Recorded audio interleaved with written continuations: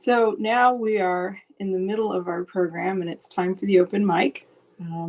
So we will take volunteers through the chat function and also through the raise hand function. I promise I'll get to everybody who volunteers, but only one poem per customer. Let's see who I've got in the chat. Let's see. So our first volunteer is Patricia McMahon. Patricia, you ready? Getting there. I'd just like to mention before you begin, Patricia, you know, we hardly see each other that much anymore, and it would be great if all of you guys would just turn on your videos so at least we can be together and see one another during this time. I mean, obviously, if you don't want to, you don't have to, but it would be nice. Thanks. Take it over, Patricia. Hang on. I'm doing something really wrong and I don't know what it is. Okay. I'm in red light. I'm in red light. I know not why. All right. Even though I am one of the people who are very happy today, I thought I would read a poem that's not so happy, but is related to the reason why I am. This is called Lines Written Outside the COVID ICU.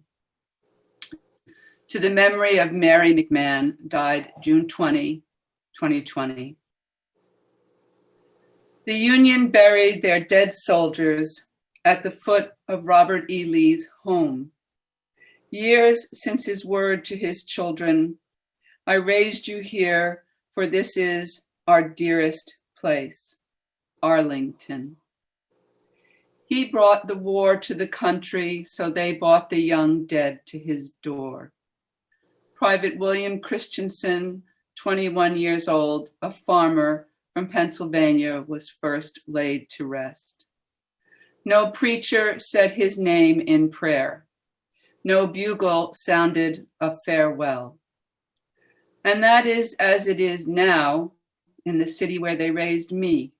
In New York, a cousin drives from funeral home to funeral home, seeking some place and some time for the burial of the aunt and the uncle, both gone. He goes on and on, no luck. No one sits with the bodies. No one keens at the end of the coffin. There are not enough coffins. In the backyard behind the apartment, the men have not built a fire in a barrel. There is no drink and no stories. Not the ones always told at a wake, not the ones saying why we so loved the dead. My sister lies in a hospital bed, still so ill, barely alive. The man who looks dressed for space, a kind man, says, "You are not getting her back." As grown up as is possible, she is still my little sister. And so I know what I will do when she is gone. I will carry her to the steps of that other man's house, the one who dithered, the one who counted dollars, not the dead. I will bring my dead to his door so he can see what he has done. Thank you for listening. Thank you. So next up, I'd like to have Stewart, followed by Scott and Pervader. Stewart? Great, yes, thank you. Good to be here with everybody. I've kind of been discovering Bukowski. So, Charles Bukowski, The Trash Men. Here they come, these guys, gray truck, radio playing. They are in a hurry. It's quite exciting. Shirt open, bellies hanging out. They run out the trash bins, roll them out to the forklift, and then the truck grinds it upward with far too much sound. They had to fill out application forms to get these jobs. They are paying for homes and drive late model cars. They get drunk on Saturday night. Now in the Los Angeles sunshine, they run back and forth with their trash bins. All that trash goes somewhere, and they shout to each other. Then they are all up in the truck, driving west toward the sea. None of them know that I am alive. Rex Disposal Co. That's it. Thank you. Thank you. Scott Palupa, you ready? I am. Thanks to all the readers. You were fantastic. Can't wait for round 2. I can't see you at the moment. Are you okay with your video on? Is my video not on? There you are. Hello. Okay, there we go. All right. My brain sometimes doesn't work right. So again, thanks to all the readers. I'm not quite sure what I'm calling this thing yet. It's part of a series of like different things that I'm working on. A life after a life after a life after, a cherrywood cortege cavalcades past a parson unborn again. To step out from old boots onto bare ground opens us into afterlife. To breathe beyond any arbitrary moment in a life is an afterlife, isn't it? We've been here before, just then and there, husking eons by the hour to leave behind what we have yet to square, what we must always carry with us. A broken toe, a threshold to afterlife. Post-orgasmic sleep is afterlife after a fashion, no? The bar against heavens once set so high that all life withered before the before. Our lives wasted on thoughtless anticipation. An antedated antidote for never here and never now. The hoped for heaven were never there in a pinch, a foxhole promise only half delivered until ere now. But heaven could be here, now, here, yes, here. A clockwork door sprung ajar and tolling its come hither cocked brow antechamber, always opening to another after living, after all our lives undreamt, fashioned after an ever unfolding field of window panes, wind blown open by ebullient gales, blowing apart the promise of heaven to reveal heaven. Oh God, it was always, wasn't it? Always, yes, it was always meant to be like this. Next up, if technology works with us, I'd like to have Pervadri, followed by Brian, and then Amanda. Hello, good evening, everyone. Am I audible?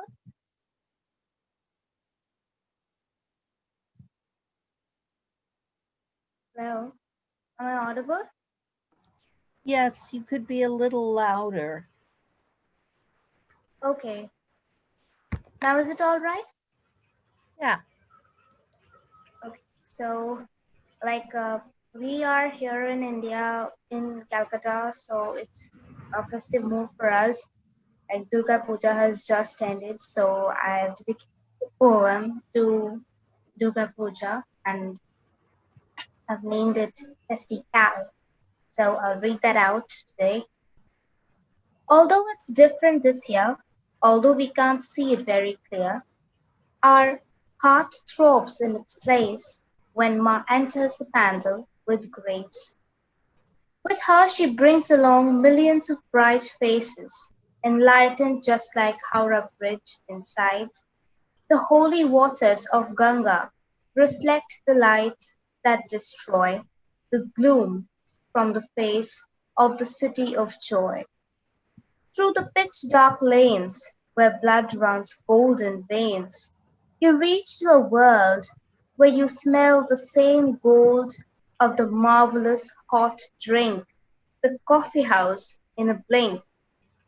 Land down from a train and you're stuck in a traffic jam, but then Ma leads you through and you give your eyes to the College Street, the universe of books. Hey, put on the lights and twist the volume button right.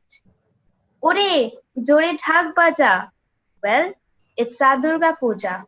Thank you. Oh, that's great. Thank you. Next up, could we hear from Brian? And then after Amanda. And would anyone else like to volunteer? Just let us know in the chat or using the raise hand function. Hey, Brian. Hi. Thanks everybody. This is called Anything Helps. Being homeless sucks. But then again, according to a recent survey, most Americans would quit their jobs if they could. In the restaurant of life, where diners served what we didn't order, suffering with a side order of pain. For dessert, regret. I'd rather be smoking a cigar in my claw-tooth bathtub or staring at art in my private collection. 19th century American, the people insignificant figures in the cathedral of nature. I've never seen the outdoors like that, but on the back of this Anything Helps sign, I made a gestural drawing of that live oak in the bank parking lot. If Cy Twombly can scribble his way to an Italian villa, why not me? To be fair, I've had my days of glory. In a previous life, I was Andrew Jackson, I'm ashamed to say. Nothing to do about it now, but work out my karma for uprooting entire peoples. I think that's how it works. I used to have a smartphone. A person can get a world-class education on the internet today. Got a 20? Let me see myself. When I was proud and ignorant. Once I had a home, but it got holes in it, and the wind blew through. This city saved my life. There are no bridges high enough to jump from. Do you feel that? Seismographic activity at the bottom of an ocean. I don't know which one. Once in Dublin, I strolled past Bono's restaurant where he was dining with his wife. I can sing falsetto like him. I care about systemic oppression like him. Only difference is things worked out for him. Could you spare 100 grand? I wouldn't buy a law degree, to sue God, not to win, but just to hear her speak.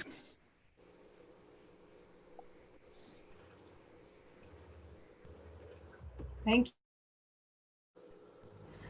Next up, could we hear from Amanda, followed by Chris Gorman? Hi, y'all. I hope you're having a nice day. My name is actually Amanda Lopez. I just haven't figured out how to change it on this phone quite yet. And I have a poem that's possibly untitled, but we're going to call it Reckoning today.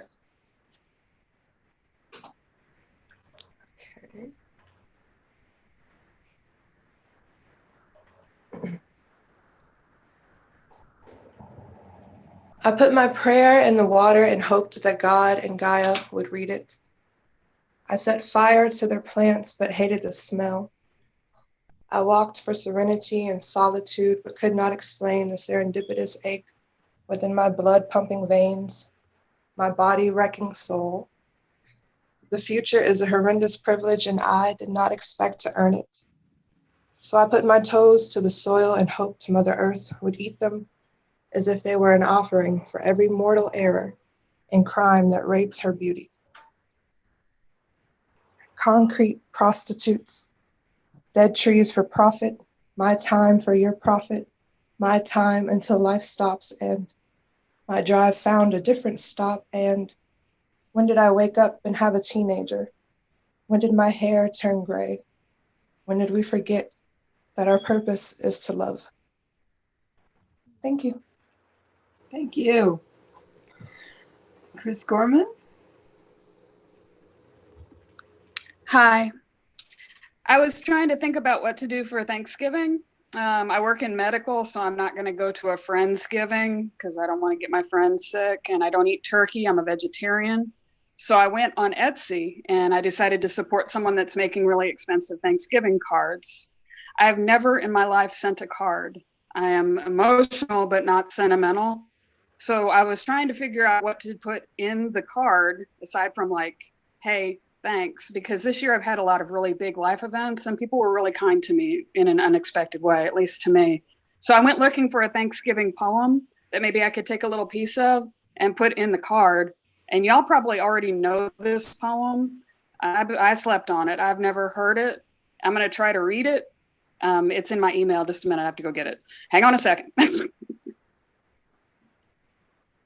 Okay, it's by Pablo Neruda. Again, I slept on this poem. I didn't know it. It's called Ode to Thanks. Thanks to the word that says thanks. Thanks to thanks. Word that melts iron and snow. The world is a threatening place until thanks makes the rounds. From one pair of lips to another, soft as a bright feather, and sweet as a petal of sugar, filling the mouth with its sound, or else a mumbled whisper. Life becomes human again. It's no longer an open window. A bit of brightness strikes into the forest, and we can sing again beneath the leaves. Thanks, you're the medicine we take to save us from that bite of scorn. Your light brightens the altar of harshness, or maybe a tapestry known to far distant peoples. Travelers fan out into the wilds, and in the jungle of strangers, merci rings out, while the hustling train changes countries, sweeping away borders, then spasibo, clinging to pointy volcanoes, to fire and freezing cold, or danka, yes, and gracias, and the world turns into a table. A single word has wiped it clean. Plates and glasses gleam, silverware tinkles, and the tablecloth is as broad as a plane. Thank you, thanks, for going out and returning, for rising up and settling down. We know, thanks, that you don't fill every space. You're only a word, but where your little petal appears, the daggers of pride take cover, and there's a penny's worth of smiles. So, happy Thanksgiving. Happy Thanksgiving to you. Thank you for reading. So, without any other volunteers? No? Okay. All right. That's been another excellent open mic.